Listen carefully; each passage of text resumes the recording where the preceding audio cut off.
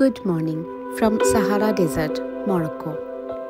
গতকাল মরুভূমিতে sunset, Camel ride আর অনবদ্য একটা রাতের অভিজ্ঞতার পর নতুন সূর্যের সাথে আমরা শুরু করলাম একটা নতুন দিন। আমাদের ক্যাম্পের ঠিক পিছনেই একটা ছোট্ট স্যান্ডিউনের উপর থেকে আমরা সাক্ষী হলাম একটা দারুণ সূর্যোদয়ের। এবার আমাদের সাহারাকে বিদায় জানানোর পালা। তবে খালি হাতে নয়, আমরা ফিরব সারা জীবনের জন্য এক রাশ স্মৃতির ভাণ্ডার নিয়ে।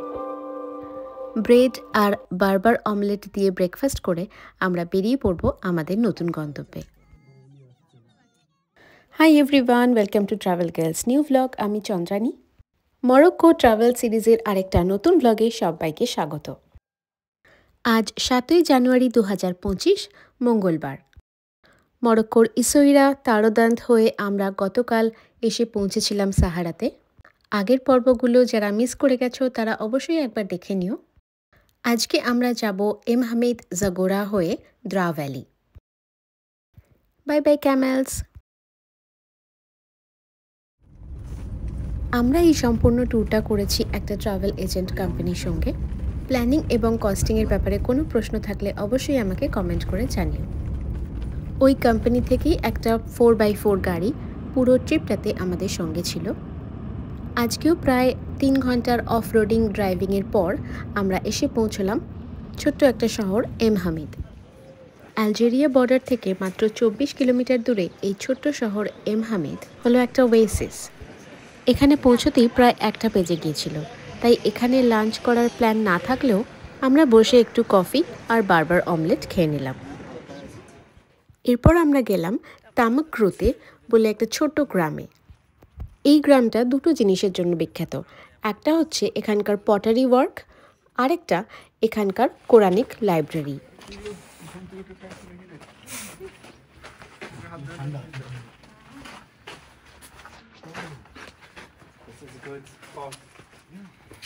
একজন গাইড আমাদের গ্রামটা ঘুরে দেখালো।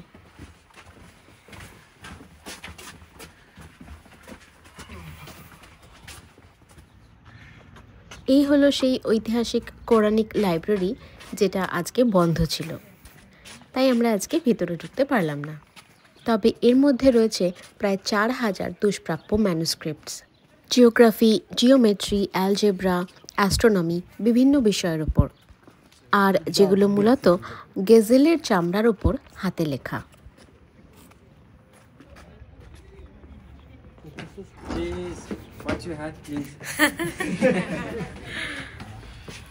এরপর আমরা গেলাম পাশের মসজিদে। এরপর আমাদের নিয়ে গেল একটা পটারির ফ্যাক্টরিতে।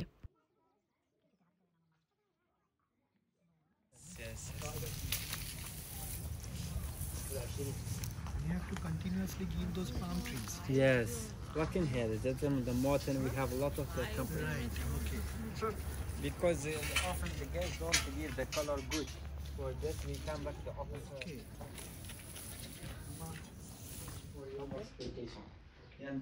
কিভাবে এই পোড়ামাটি জিনিসগুলো তৈরি হয় সেগুলো দেখানোর পর অবশ্যই আমাদের নিয়ে গেল একটা শপে।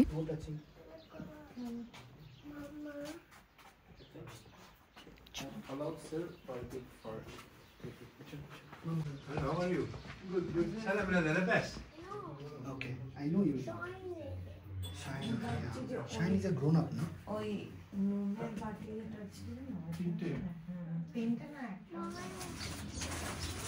প্রচুর বাটি, ঘটি, কাপ, সল্ট অ্যান্ড পেপার রাখার জিনিস, এরকম ছোট ছোট তাজিন, এরকম রান্নার জিনিস দেখলে কোন মেয়ের না লোভ লাগে। আমরাও দুটো ছোট বাটি আর একটা ছোট তাজিনের মতো পাত্র কিনলাম। Sorry.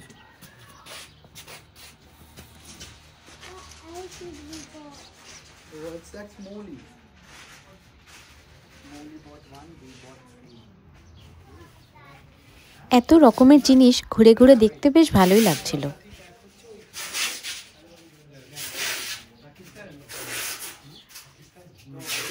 সায়ন আর মৌলির খুব শখ ছিল এটিভি বা কোয়াড বাইক চালানোর।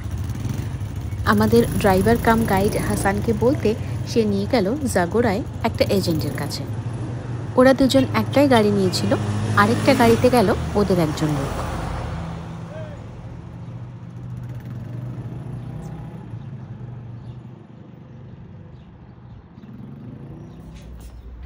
1 ঘন্টা সময় লাগবে ওদের।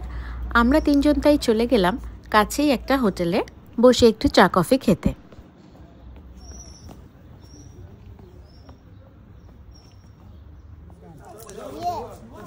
Hassan is bringing a chair for you.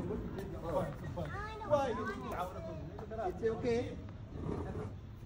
It's okay. আমাদের আজকের রাতের আস্তানা ছিল মরক্কোর দ্রা ভ্যালিতে অবস্থিত অ্যাগডেজ নামে একটা শহরে।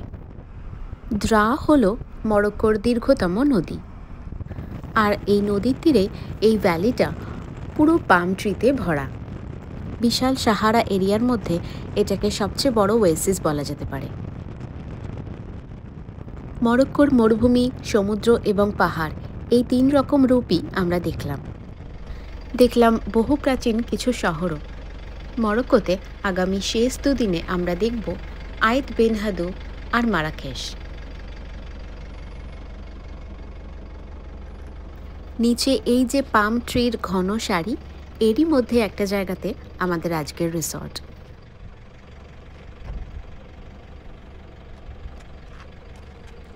ওই সামনের সোজা রাস্তাটা দিয়ে আমাদের রিসর্টে যাওয়ার আগে একটা ভিউ পয়েন্ট থেকে আমরা এই ছবিটা তুলছি।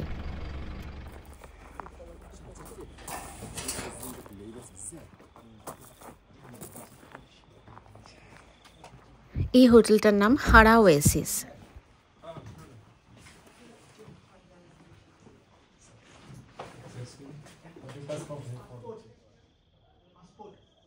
প্রতিটা হোটেলেই ঢোকার সময় আমাদের প্রত্যেকের পাসপোর্ট চেক করেছে।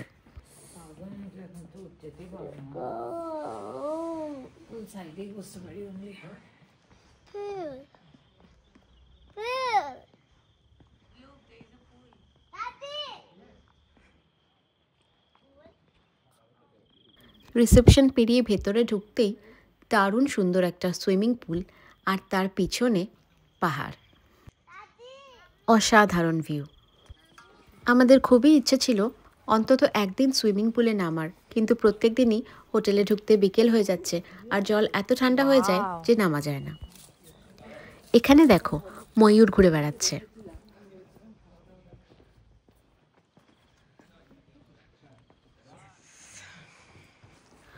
এটা একটা বসার ঘর। সন্ধেবেলা বললো ফায়ার প্লেসে আগুন জ্বালিয়ে দেবে, তখন এখানে এসে বসা যাবে।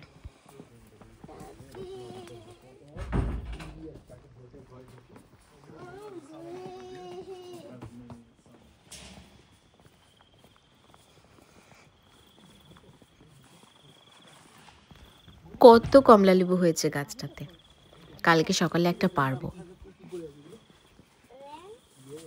পুরো সবুজে সবুজ চারিদিক।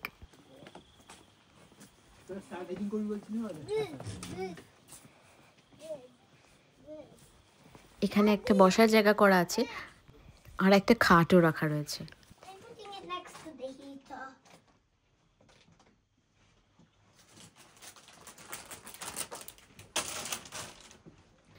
রুমটাও বেশ সুন্দর সাজানো।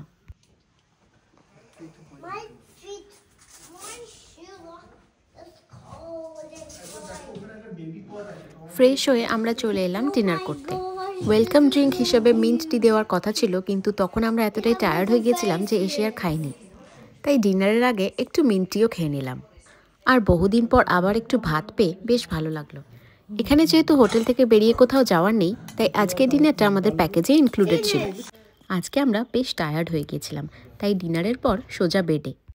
আজকের পর্বটা তোমাদের কেমন লাগলো অবশ্যই কমেন্ট করে জানিও, আর চ্যানেলটাকে সাবস্ক্রাইব করে দিও।